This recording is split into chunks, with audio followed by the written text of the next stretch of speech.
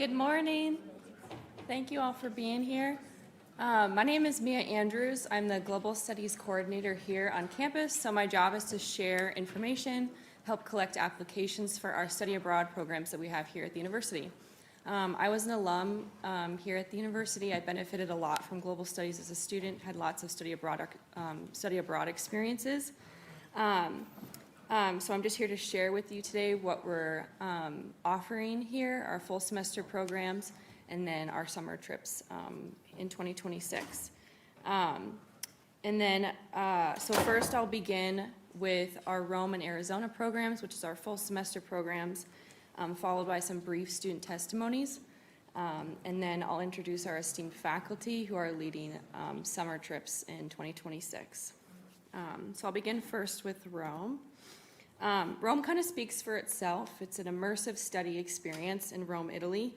Your time in this program basically is your classroom sort of come to life. So you'll have probably about half the time you'll be in a traditional classroom setting, taking notes, learning about art history, the history of Rome, conversational Italian, so you know how to order gelato when you're walking around the city.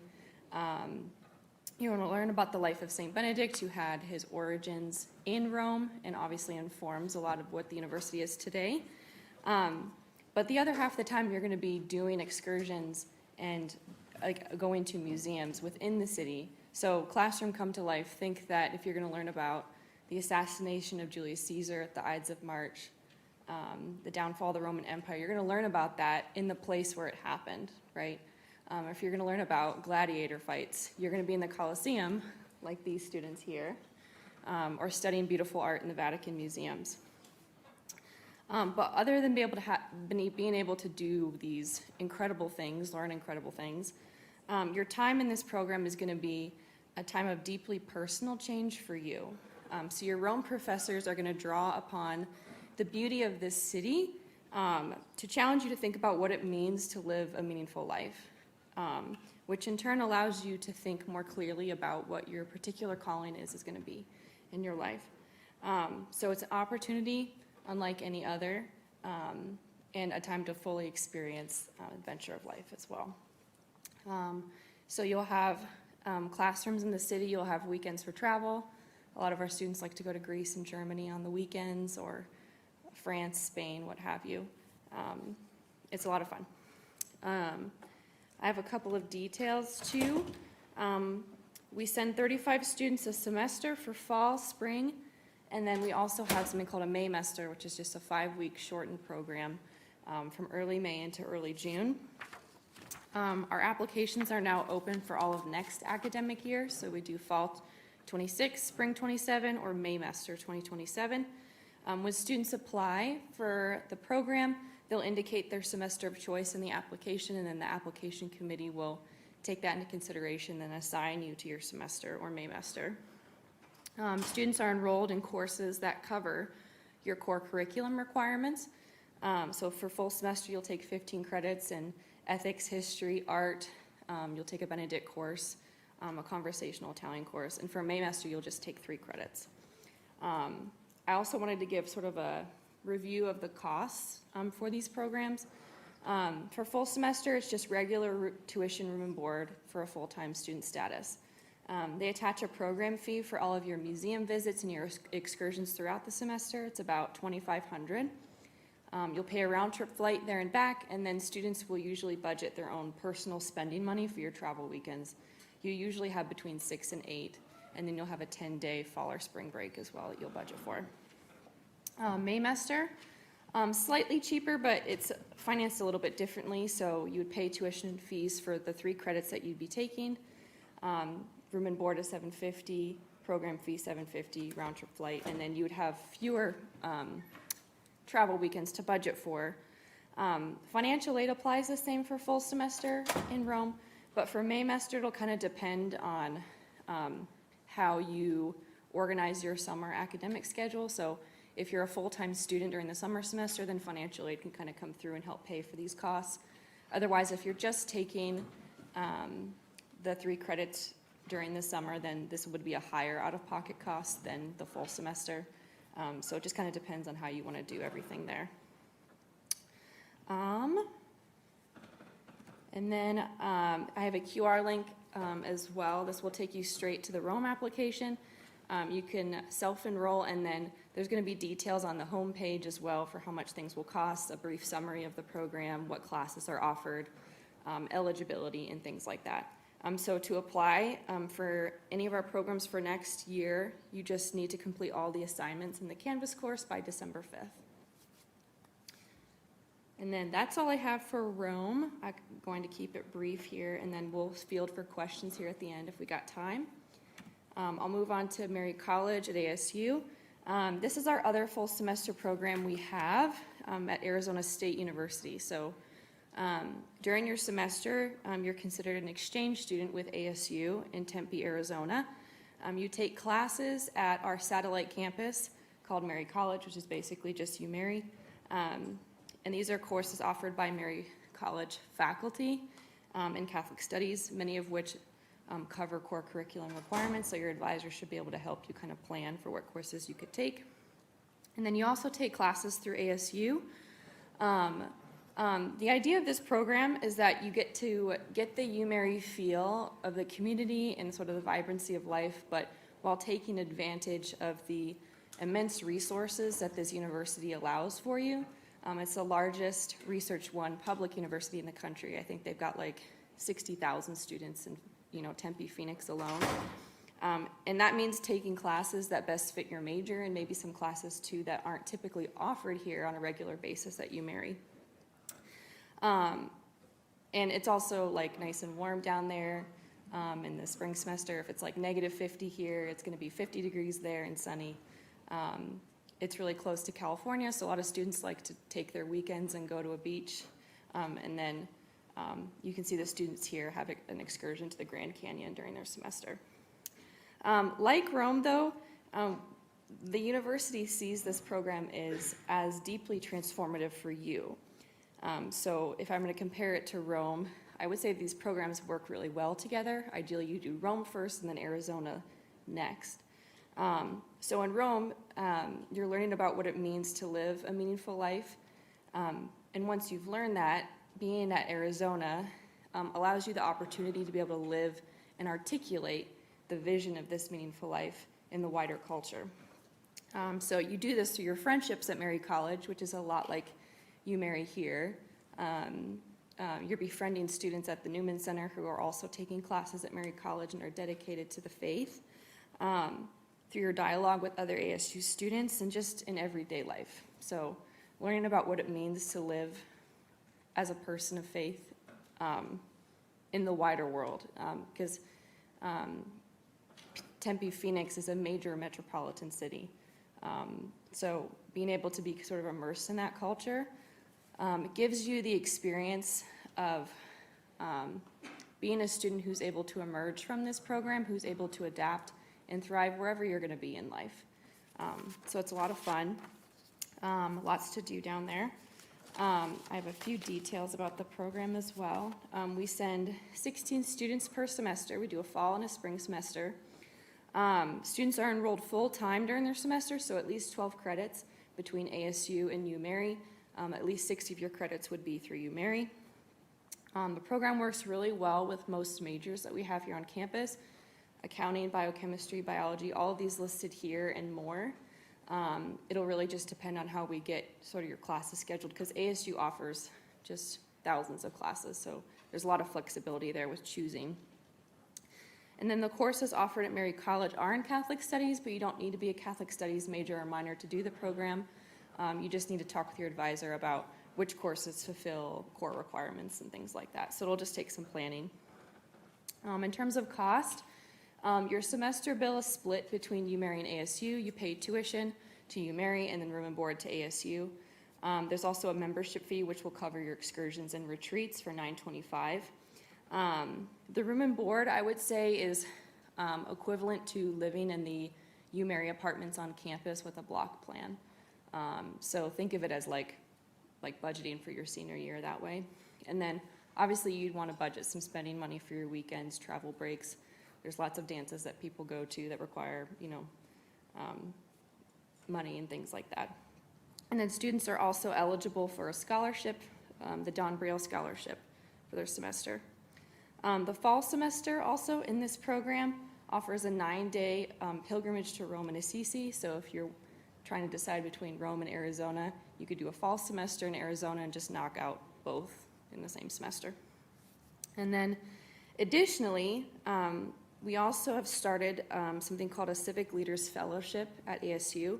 So business admin, philosophy, and politics students get to be part of this fellowship with ASU through their School of Civic and Economic Thought and Leadership. So after participating in this program at ASU, you'll receive a certification from UMary and a Civic Awareness Award from ASU, which looks really good on your resume and transcript as well. QR code to apply here. We're collecting applications for fall 26, spring 27. So just complete all the assignments in there by December 5th, same as Rome. And then I'm going to introduce, we'll have a quick Rome testimony from a student who just got back from Rome this past May, Paul Karyuki. So you can come on up, and then he's just going to share a brief 5 minutes about his time in the program. Thank you. Of course. All right, good morning, everyone. So like Mia said, my name is Paul, and about 4 months ago, I was sitting and eating pizza in Rome, Italy. So 4 months ago, I went to Rome for the Maymester in this summer. So for 5 weeks, I got to go with 34 other really cool UMary students to the Rome campus and be able to spend some time there and have some really cool experiences.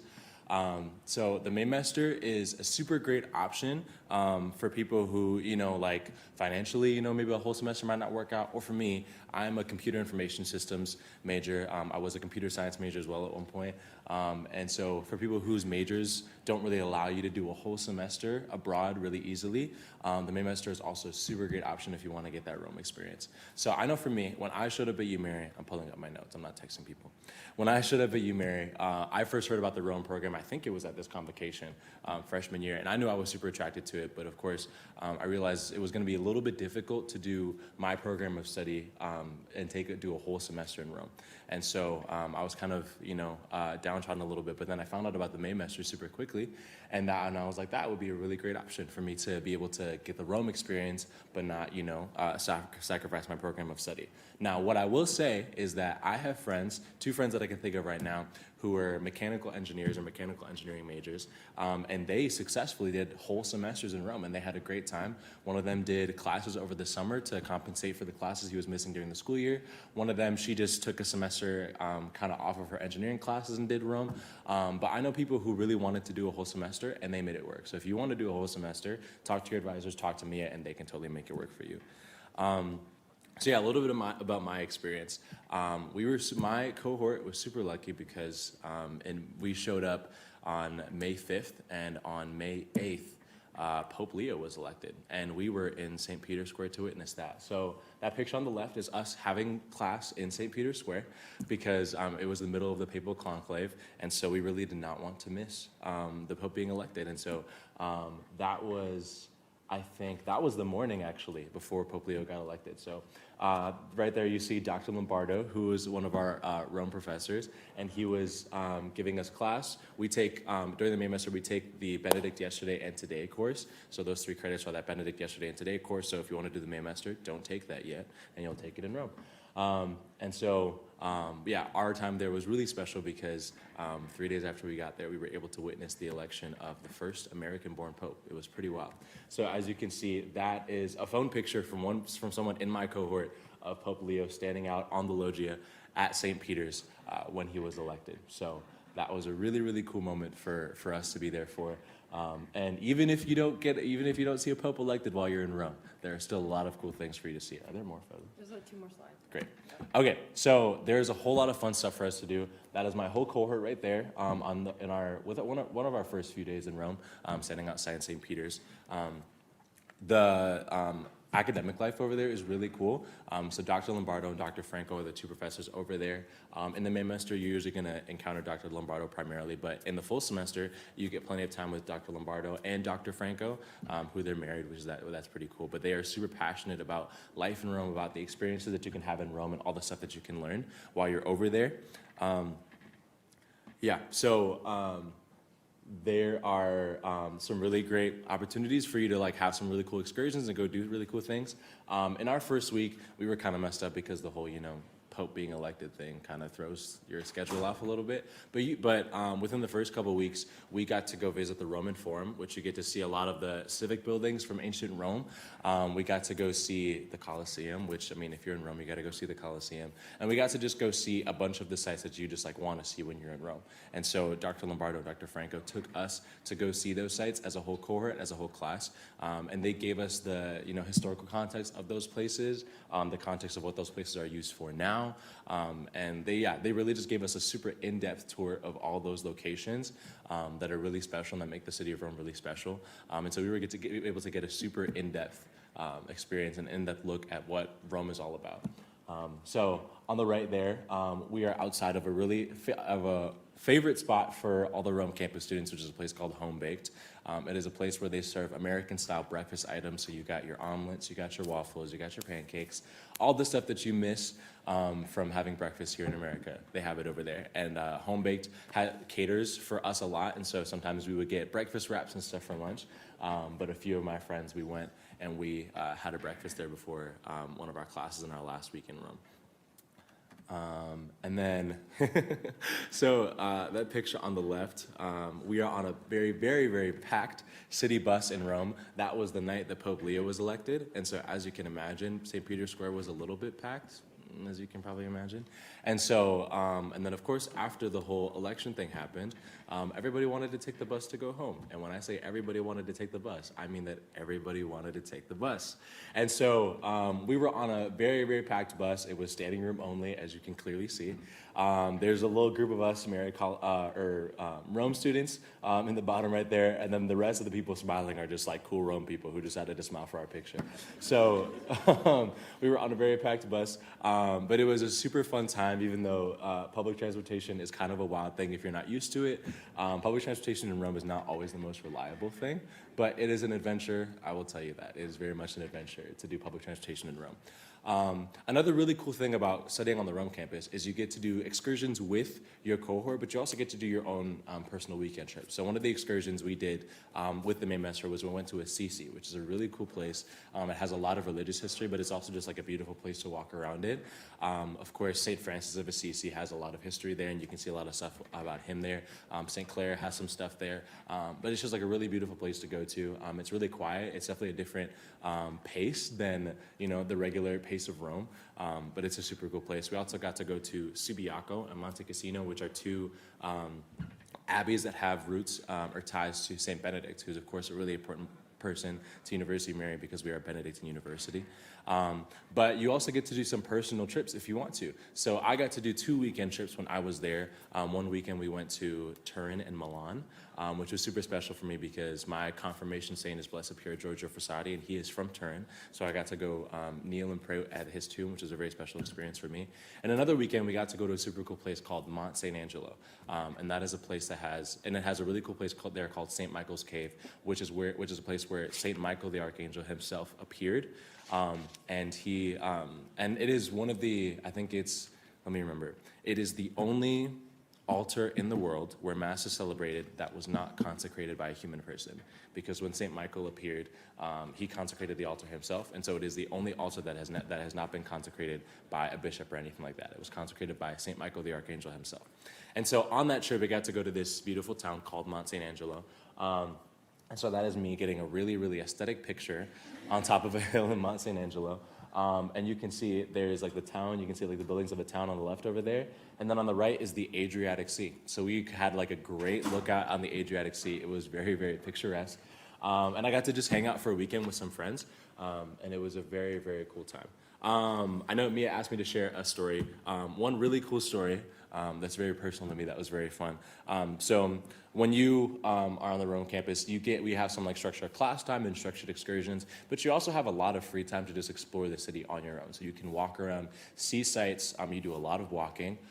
So get good walking shoes. But you also get to kind of do things. You get to like go to daily mass on your own, do whatever you kind of want to do. So the first time that we were there, we found this nice church called Santo Spirito, which is within the Vatican. It's very close to St. Peter's Basilica. And a bunch of UMary students. There were about 10 of us who went to Mass there. And there are these Polish sisters who run the church. And we were sitting in our pew, and we were getting worship aids handed to us by the sisters. And one of them looks at me, and she goes, "Can you read for Mass today?" And I was like, sure.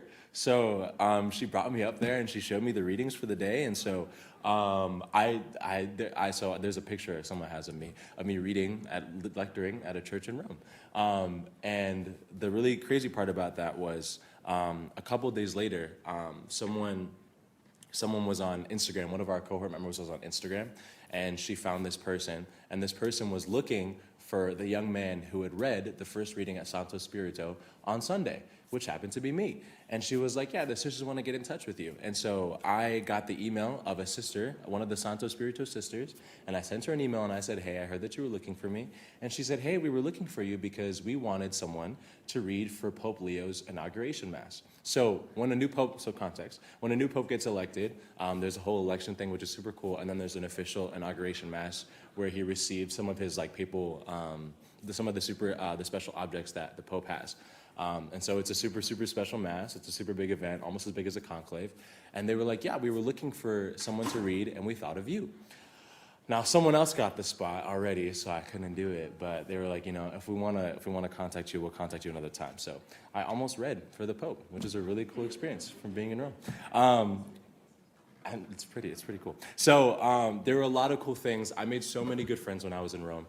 It was a really, really great time. So if you guys are at all interested, if I also know when I went on the Maymester, a lot of athletes went with me as well. So if you're an athlete and you're interested, you definitely have an option to go. If you're a computer person or an engineer or a nurse or elementary ed or any major where you think that you might not be able to make it work, you can make it work. So there are a lot of options for you. So if you're interested, you should totally reach out to Mia and get information on that. If you have questions about Rome, I am always happy to answer questions about Rome because I love my time there. But if you're thinking about Rome, talk to Mia, and you should totally do it. So thank you.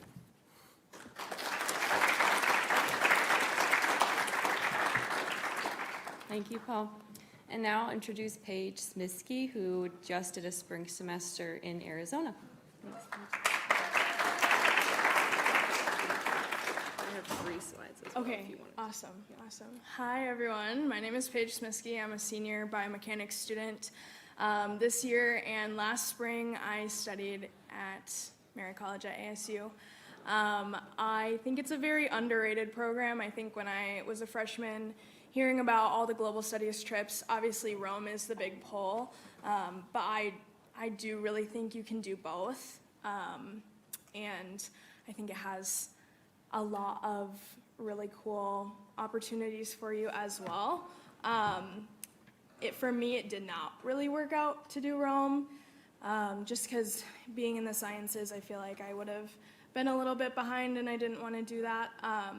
But ASU is so unique because you do get to take so many classes at ASU, a lot of things that aren't offered here, and it kept me on track with my major to graduate in 4 years and all the things. But yeah, some of the highlights for me definitely were getting to know the Sisters of Life down there. They come to the Newman Center about once a month for a whole week. So we do women's nights, and they put on little events for you, and they do spiritual accompaniment. And that was just a wonderful experience to be able to see their vocation in such a big metropolitan city and separate from UMary. And so I loved that. And we also had some really good focus missionaries and St. Paul's outreach missionaries as well. So kind of the combination of the two of those. They hosted a lot of events at their houses and at the Newman Center as well. And just the collaboration between the two was really cool. I was not expecting to go down there, or to go down and be welcomed as much as we were. I thought it would be similar to Rome, where you are with your cohort and you get super close with your cohort, and I don't know, I feel like going down there for one semester, I didn't think people were going to want to get to know us as well, or as much as they did, but I did really meet some of my closest friends now that still live in Arizona or are from Arizona, And I think it's a really cool opportunity just to, yeah, meet people from a different place in the world and get to know them. But yeah, we immediately got down there and everyone was so incredibly welcoming, and that was something I did not expect going down there. We did a couple weekend things. So here on the screen we have 2 pictures from the Grand Canyon. So that was our whole group. So we do a lot of, that wasn't our whole cohort there, but it was also a lot of students that take classes at Mary College that were brought along for that trip as well. And then the picture on the right is a few of us at Saguaro Lake, which is just south of Tempe a little ways, but so many cacti everywhere. It was so cool. And we did a lot of line dancing. There's a ton of places for that. And you don't have to be 21 to get into some of those bars, but there was also, like, this one is Scootin', and yeah, we went there all the time because it's like open to all ages. And so we did that actually a lot, which I wasn't expecting because I'm not like a dancer, but it was fun to do something out of my comfort zone and do it with all my friends at Newman. Yeah, and then there's another picture there of the Grand Canyon. And this is a picture on the right. That is definitely not my picture, but of a mountain. So there's a mountain kind of right outside of your apartment complex, and you can climb to the top, and all of the planes that fly into Phoenix go right above you, and then you can see the whole city from the top there. So that's super cool because there are so many hiking and outdoor opportunities there that you wouldn't expect in such a big city. But yeah, we did Camelback Mountain too, and that's kind of right in the city as well, and the views aren't what you would expect, I think, when you think of nature and hiking. So we did that, and yeah, the church itself there is so beautiful at the Newman Center. They just have so many good opportunities for daily mass and confession, and the Sisters of Life and our missionaries there. So it was a really, really fun experience and something I will treasure forever. So highly recommend. Thanks.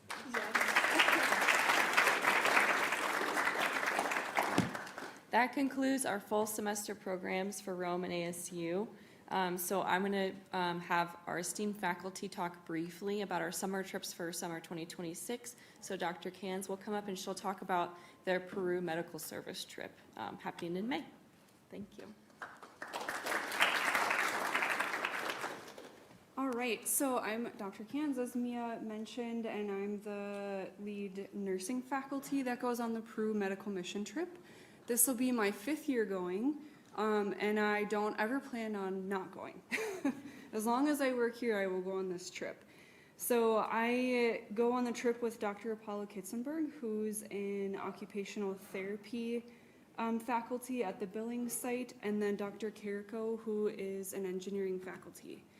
So the trip mission is to serve the people of the Ayaviri Prelatura, which is the Catholic mission in the Puno region, so the very, very high part of the Andes, super remote, through the development of leaders who internalize the value of service, seek to be agents of cultural renewal through hospitality and respect for others, who are courageous advocates for social justice. So you can see I've included lots of pictures, and I'll explain a little bit more about the trip, but you can see the top picture. There is 2 nursing students doing assessments on a mother and her child, and then the bottom is a picture of us going back and doing mass after a really, really long day in the clinic. But mass is a great thing to have when you get back from the clinic, as you're often a little overwhelmed from the day and just the things you've accomplished together as a group. So who is eligible for this trip? Well, anybody can go on the trip. You don't have to be a health sciences student.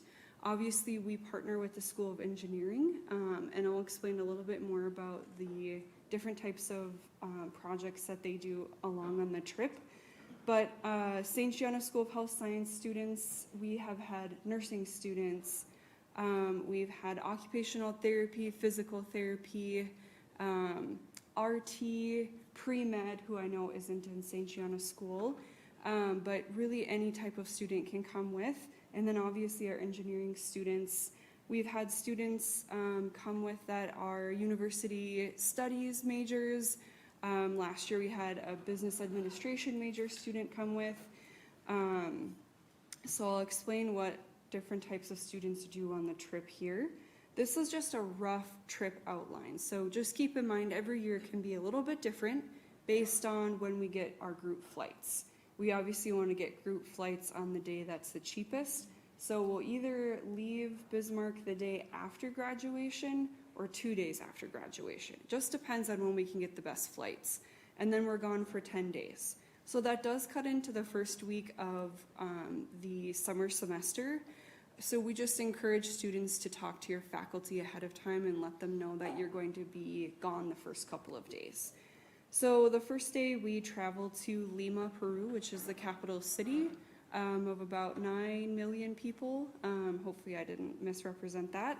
Day 2, we do a city tour of Lima and a flight to Cusco, which is about 10,000 to 12,000 feet in elevation. So the second you step off the plane, you can feel it a little bit. You're like, wow, I really am in the mountains. And then you wake up the next morning and you see the mountains surrounding you, and it's like, yep, I definitely am in the mountains. Day 3, 4, 5, and 6 are the days that we do our medical clinics in the Puno region. So like I said, very remote, super high up in the Andes.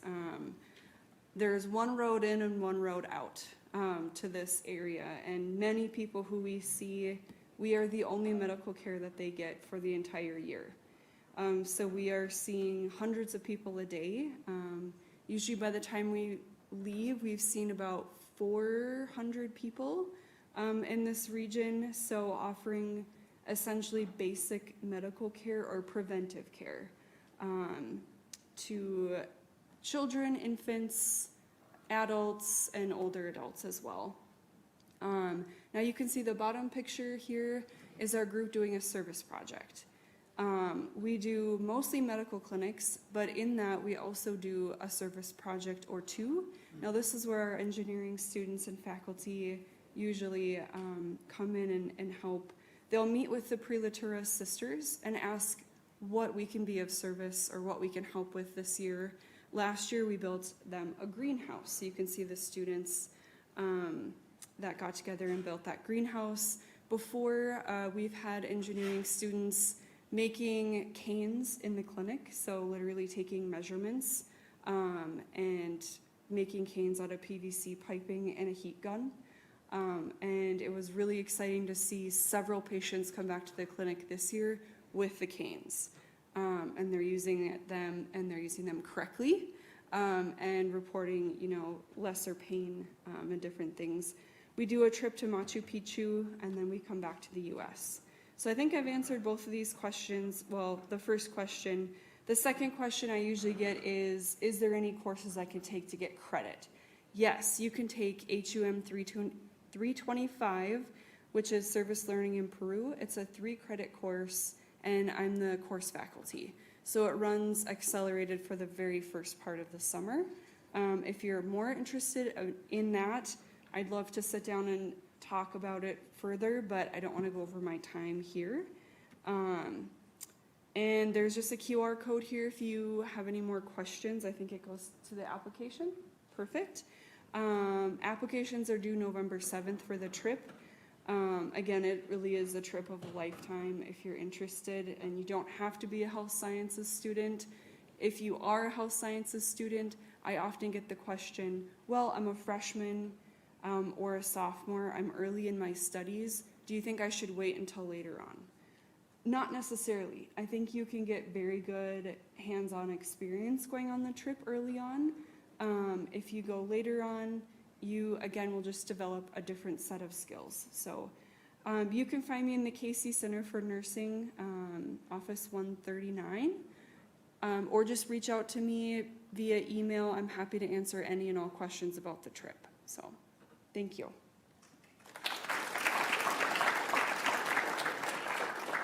Thank you, Dr. Cans. I'll now introduce Dr. Click, who's going to be introducing a new trip to Taiwan this summer. Thank you. All right, so a chemist and a physicist go to Taiwan, and there is no punchline because we will go. Assuming we get the students, we would like 8 to 16 of y'all to come. So here's basic outline for it for you. I'm going to try to zip through these quick to compensate a little. But the thing is with this, that really we want anyone that can go. I mean, that's the thing with this trip. We want anyone to be able to come with us as part of this. So yeah, it's one of these things where being able to go, learn about the culture, learn about intersection with Western and Japanese culture, because plenty of influences. Portuguese came over. They were under the rule of Japanese for several years until the end of World War II. So being able to learn that, learn some Chinese in the process. I've got a friend over there that will help with some of that stuff. So just being able to try something different, because everybody goes to Europe.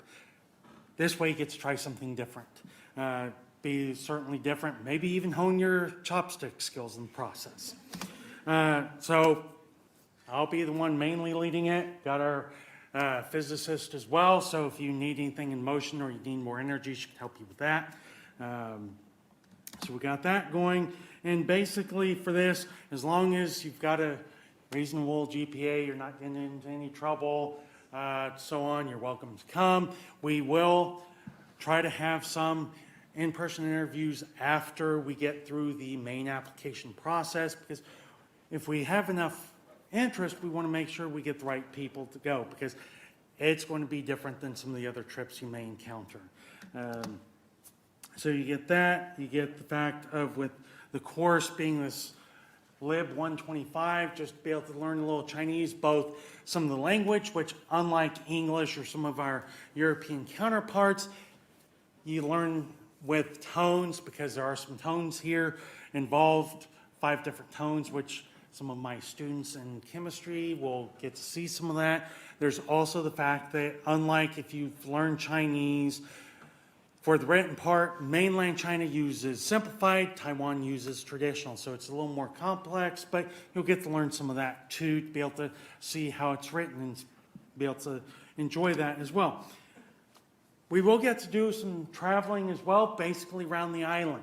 There will be Taipei 101, the tallest building there. At one point it was the tallest building in the world, but get to see that, get to see the National Palace Museum, where they've got a lot of Chinese artifacts that were taken from mainland China when you were having the revolution going on with against the communists. So a lot of their artifacts from many of the early dynasties are there. So being able to see that. Going to Sun Moon Lake here over in central Taiwan, to be able to visit that. A lot of other places in Taipei, and then at some point getting to see the beach, where this up here is with the Pacific Ocean. Where we would go there within distance, both mountains and beach. Some other wonderful things to be able to visit. So there's plenty to do within our 2-week time frame of ideally the beginning of June. So you would want to account for that. And here's basically the tentative schedule for our time there of once we arrive. And unlike maybe Europe and other places, I've allotted at least a day for each recover, because you are crossing the international date line. And when I went over there, it took a little bit of time to recoup. So we may still have stuff we could possibly do, but it's not like let's hit the ground running, because you may not feel functional enough. And then we go through a lot, the first several days in Taipei, being able to look around at different things, going to different masses, both in Chinese and English, going down and around the island to be able to go to Dulon, which is a wonderful little spot there, and then finally end back in Taipei, where then if you want to be able to get some souvenirs for people or bribe them or they bribe you with money to be able to get them stuff, that works too. And then we go and we come back home. So there's that, and here's our information along with the QR code. So if you want to, I know my students in chemistry throughout the semester will get plenty of Taiwan tidbits, so they'll get to learn more about that too. So there is that for Taiwan. If you have any questions, you can find me or Dr. Warnke for that as well, and hopefully we can see you on the trip.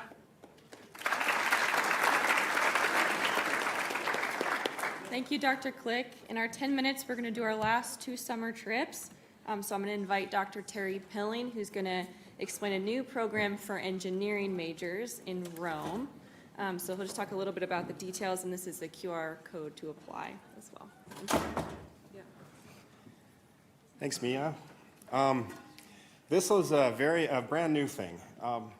As you probably know, it's difficult, and actually Paul was talking about how difficult it is as an engineering student to go on the trips that we've had traditionally around, like the regular Rome trip. Looks like nobody wants to go to Rome on this. I'll be quick.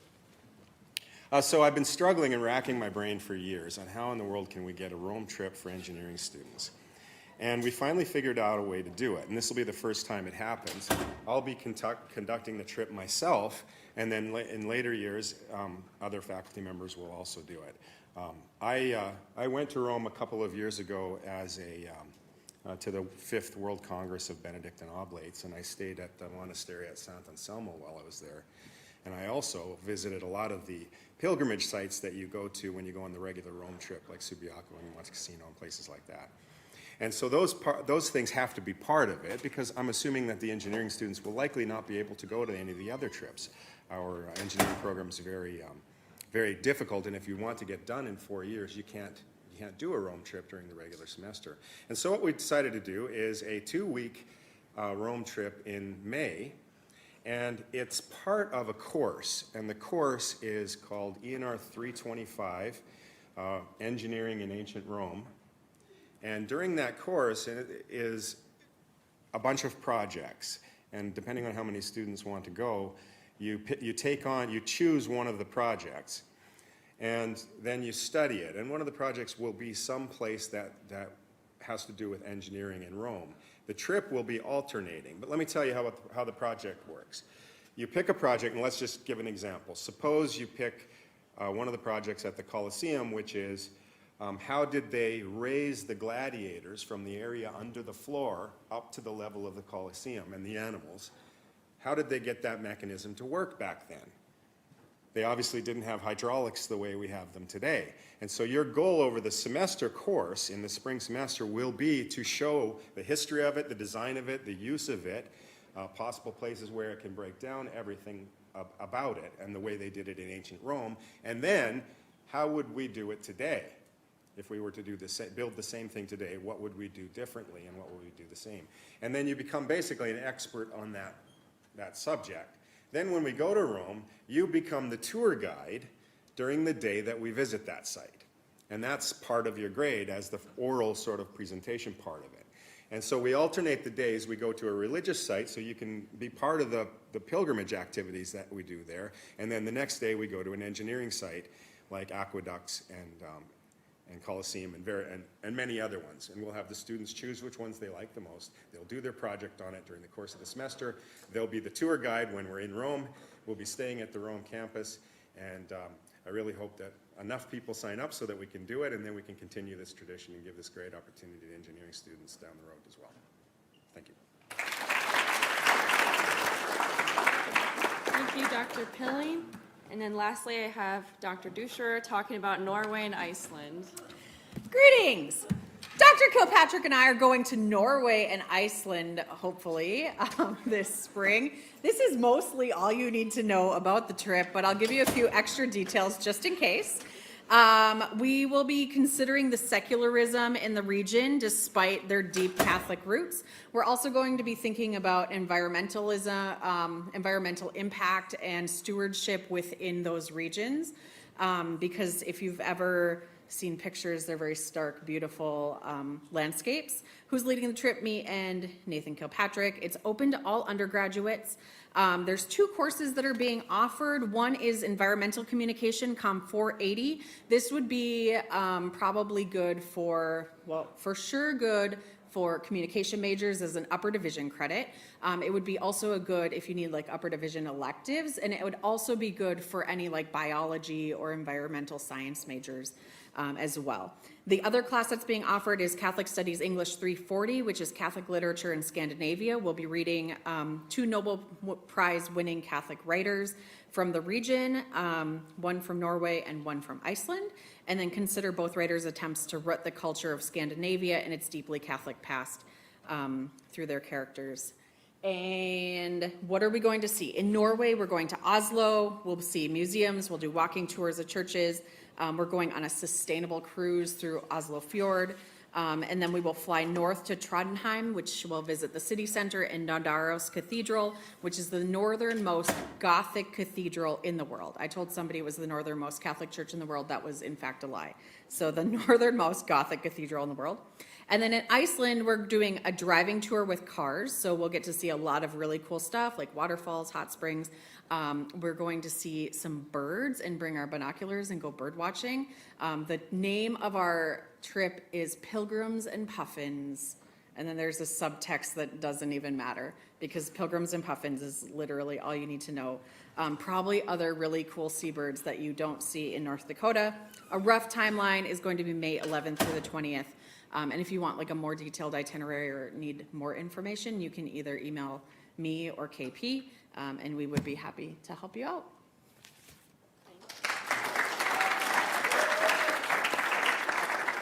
Thank you very much. So if you're interested in applying for Rome or Arizona, those applications are due December 5th. If you're thinking about doing a summer trip with any of our faculty that have presented, Peru's application is due November 7th, but the rest of the programs will be due by November 21st, which is about a week before Thanksgiving. These are all of our upcoming events for the semester. I'll be at the Student Involvement Fair today until 2 in Founders Hall if you want to stop by and ask questions. I'm also going to have info tables for Rome and ASU throughout the semester in September, October, November. I'll be at the Majors and Minors Fair. We also have a passport drive at the end of October here in Lower Welder. So there's posters around campus for all the documents that you'll need. You just need to show up in Lower Welder, no appointment needed, and we'll have people from Mandan Library to help you apply for a passport card, or renew.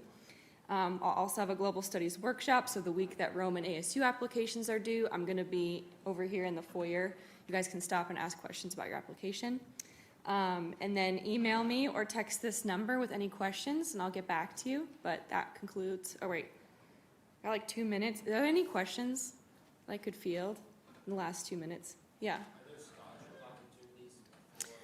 Yes. So for Arizona, there is an internal University of Mary one, which was mentioned.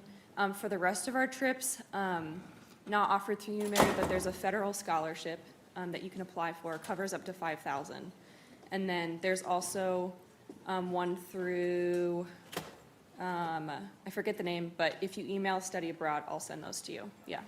Any other questions? Yeah. Are there going to be those streets up for like the summer trip? They're all over campus. Yeah. Yeah. Yep. Any last questions before we head out? Awesome. Good to see you guys. Thank you for coming.